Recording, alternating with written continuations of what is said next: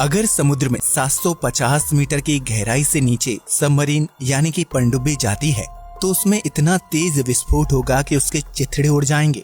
वहीं अगर एक नॉर्मल इंसान समुद्र में 1 किलोमीटर की गहराई से नीचे बिना ऑक्सीजन सिलेंडर के जाता है तो उसके लंग्स फट जाएंगे। वहीं अभी तक समुद्र की सबसे गहरी ज्ञात जगह चैलेंजर डीप है, जो लगभग 11 किलोमीटर की गहराई में है, जहां अब तक 8 लोग जा चुके हैं और जिंदा वापस आ चुके हैं। जबकि इतनी गहराई में किसी इंसान या मशीन का जाना जानलेवा साबित हो सकता है। अंतरिक्ष से देखने पर हमारी पृथ्वी नीले रंग की दिखाई देती है, जिसके पीछे समुद्र बहुत बड़ी वजह है। धरती के लगभग 71% हिस्से में समुद्र फैला हुआ है, जिसमें मौजूद पानी की वजह से पृथ्वी को नीला ग्रह कहा जाता है। लेकिन क्या आपने कभी सोचा है कि समुद्र के नीचे कौन सी चीज है? यहाँ हम समुद्र के अंदर नहीं बल्कि समुद्र के नीचे मौजूद चीज का पता लगाने की बात कर रहे हैं। समुद्र के नीचे क्या है? इस सवाल का जवाब जानने से पहले ये जानना जरूरी है कि समुद्र की गहराई कितनी है और यहाँ क्या कुछ गतिविधियां होती हैं। तो आइए शुरू करते हैं ये मजेदार वीडियो। समुद्र और जीवन। ये तो हम सभी जानते हैं कि धरती पर जीवन की शुरुआत समुद्र से ही हुई थी, जहाँ सूक्ष्म जीव और बैक्टीरिया ने जन्म लिया और बीतते समय के साथ जीवों की कई प्रजातियां अस्तित्व में आईं। ऐसे में ये कहना गलत नहीं होगा कि समुद्र धरती में जीवन देने वाले मुख्य तत्वों में से एक है, जिसके अंदर लाखों करोड़ों जीव जंतुओं की प्रजातियां निवास करती हैं। आज तक इंसान समुद्र का सिर्फ 5% हिस्सा ही खंगाल पाया है। ऐसे में समुद्र के बाकी 67% हिस्से में क्या है, ये कोई नहीं जानता। लेकिन वैज्ञानिक समय समय पर समुद्र के अंदर विभिन्न चीजों की खोज करने के लिए रिसर्च करते रहते हैं, जिसके तहत इंसान एक हद तक समुद्र की गहराइयों तक पहुंचने में कामयाब हो पाया है। प्रशांत महासागर के मारियाना ट्रेंच में मौजूद चैलेंजर डीप को पृथ्वी की सबसे गहरी ज्ञात जगह के रूप में जाना जाता है।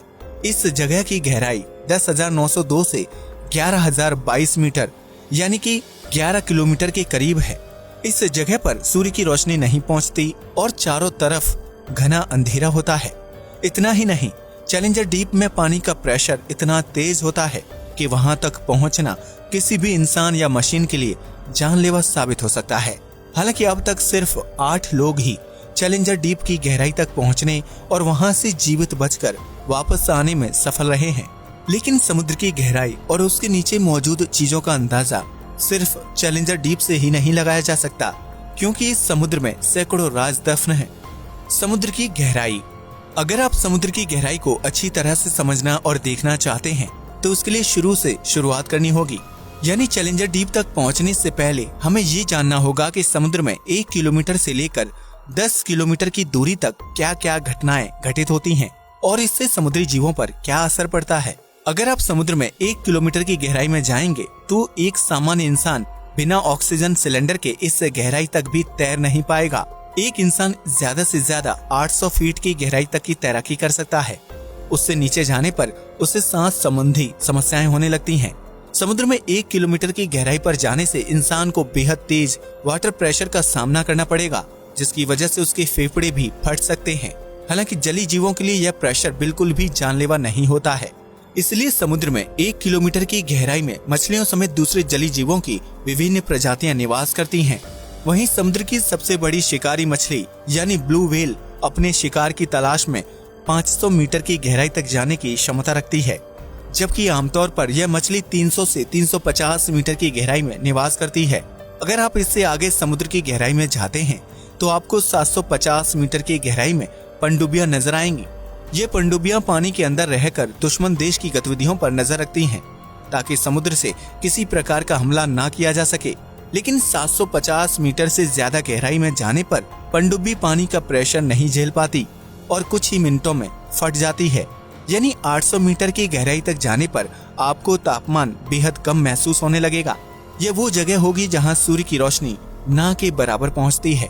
इसी वजह से समुद्र की उस गहराई में बेहद ठंडा तापमान होगा। लेकिन कुछ जलीय जीव उस तापमान में भी खुद को जीवित रखने की कला सीख चुके हैं। इतना ही नहीं, समुद्र में 800 मीटर की गहराई पर आपको ज्वालामुखी देखने को भी मिल सकते हैं, जिनमें विस्फोट भी होता है और ज्वालामुखी से निकलने वाली गर्मी जलीय जीवों को जिंदा रहने में मदद करती है। इस तरह समुद्र की गहराइयों में 11,022 मीटर तक पहुंचने के बाद आपको घनघोर अंधेरा दिखाई देगा और यही वो जगह होगी जिसे हम सभी चैलेंजर डीप के नाम से जानते हैं। ये गहराई इतनी ज्यादा है कि अगर दुनिया के सबसे बड़े पहाड़ यानी माउंट एवरेस्ट को चैलेंजर डीप में उल्टा डाल दिया जाए तो उसकी चोटी भी चैलेंजर डीप की गहराई को छू नहीं पाएगी और 3 किलोमीटर की दूरी पर रुक जाएगी। हालांकि वैज्ञानिकों द्वारा निर्मित कुछ एडवांस मशीनें चैलेंजर डीप की गहराई तक पहुंचने में सफल हो पाई हैं ताकि वहां के माहौल का पता लगाया जा सके। लेकिन चैलेंजर डीप के बाद समुद्र के नीचे क्या है, ये सवाल अभी भी जस के तस बना हुआ है। क्या है समुद्र के नीचे? अगर आपको लगता है कि समुद्र के नीचे विभिन्न प्रकार के जीव जंतु निवास करते हैं या फिर वहां सोना चांदी मौजूद होगा तो आप बिल्कुल गलत हैं। समुद्र के नीचे क्या है ये जानने से पहले पृथ्वी की संरचना को समझना बेहद जरूरी है, क्योंकि पृथ्वी की संरचना ही ये तय करेगी कि समुद्र के निचले हिस्से में क्या कुछ मौजूद है। पृथ्वी की सबसे ऊपरी लेयर को क्रस्ट कहा जाता है, जहां आप, हम, नदियां, पहाड़, समुद्र और अनेकों जीव जंतु निवास करते हैं। क्रस्ट की ये लेयर 5 से 10 किलोमीटर की मोटाई वाली है। इसके बाद मेंटल की लेयर शुरू हो जाती है। क्रस्ट की लेयर में 1 किलोमीटर की गहराई तक ड्रिल करके तेल और प्राकृतिक संसाधन निकाले जा सकते हैं।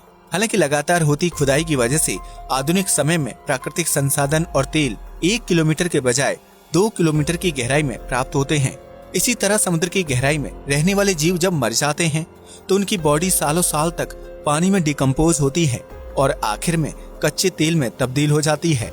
लेकिन इसका मतलब ये नहीं है कि समुद्र के नीचे कच्चा तेल मौजूद है, क्योंकि डिकम्पोज की प्रक्रिया सालों साल चलती है। ऐसे में इतनी ज्यादा मात्रा में तेल का निर्माण तो संभव नहीं है। फिर समुद्र के नीचे क्या है? असल में समुद्र के नीचे भी पानी ही पानी मौजूद है, लेकिन ये पानी समुद्र से नहीं आता है। पृथ्वी की संरचना और यहाँ जीवन की शुरुआत होने से पहले वातावरण तैयार हुआ और मौसमी चक्र की शुरुआत हुई, जिसके परिणाम स्वरूप धरती पर सालों साल तक बरसात होती रही। आसमान से बरसते इस पानी को पृथ्वी के जमीनी हिस्से ने काफी गहराई तक सोख लिया। वहीं बरसात का कुछ पानी नदियों और झरनों में मिलकर सीधा समुद्र में चला जाता था। जमीन द्वारा सोखे गए पानी को पहले कुएं, हैंडपंप की मदद से इंसान द्वारा निकाला गया, जबकि अब बोरवेल की मदद से जमीनी पानी को बाहर निकालकर इस्तेमाल किया जा रहा है। हालांकि पृथ्वी पर इंसान का इतिहास ज्यादा पुराना नहीं है, जबकि धरती पर करोड़ों साल तक बरसात होती रही। ऐसे में सवाल खड़ा होता है कि आखिर इतने सालों तक पृथ्वी पर बरसने वाला पानी कहाँ गया? तो इसका जवाब है समुद्र के नीचे। जी हाँ, आपने बिल्कुल सही सुना। समुद्र के नीचे कुछ और नहीं बल्कि सालों साल से इकट्ठा हुआ बरसात का पानी मौजूद है। आसमान से बरसा ये पानी जमीन के अंदर समुद्र के नीचे बराबर मात्रा में फैला हुआ है और सालों से स्टोर है। करोड़ों साल तक चले जल चक्र के कारण यह पानी क्रस्ट के नीचे और मेंटल के ऊपरी हिस्से में जाकर जमा हो गया। इन्हीं दो लेयर्स के बीच हमारा समुद्र भी मौजूद है। इसलिए ये कहा जा सकता है कि समुद्र के नीचे कुछ और नहीं बल्कि सालों पहले बरसात के जरिए धरती पर आने वाला पानी मौजूद है। समुद्र के नीचे बहती हैं नदियां। यह सुनने में थोड़ा अजीब और अविश्वसनीय लगता है कि समुद्र के नीचे भी पानी ही पानी मौजूद है, लेकिन इस थ्योरी को कई वैज्ञानिकों ने रिसर्च द्वारा सही साबित किया है।